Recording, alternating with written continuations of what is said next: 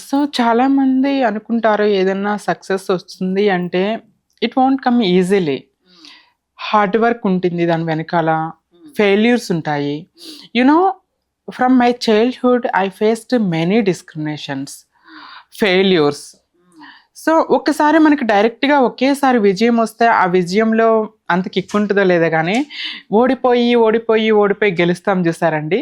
ఆ గెలుపు ఎక్స్‌ప్రెస్ చేయలేనంత ఆనందాన్ని, ఒక మజాని, ఒక వండర్‌ఫుల్ హ్యాపీనెస్‌నిస్తుంది. హ్మ్. Like that I'm that much of feeling right now. ఎందుకంటే హ్మ్. బీయింగ్ ఏ ట్రాన్స్ చిన్నప్పటి నుండి ఐ ఫేస్డ్ మెనీ డిస్క్రిమినేషన్స్, హ్మ్. మెనీ ఫెయిల్యూర్స్, హ్మ్. రిజెక్షన్స్ హ్మ్. అండ్ ఓటమిలు ఇవన్నీ చవిచూసిన నాకు హ్మ్. సో ఇంటర్నేషనల్ ప్లాట్‌ఫార్మ్ యూనివర్స్‌లో హ్మ్. బీయింగ్ ఏ ట్రాన్స్ ఇండియాని రిప్రజెంట్ చేయటం it's a proud moment for me.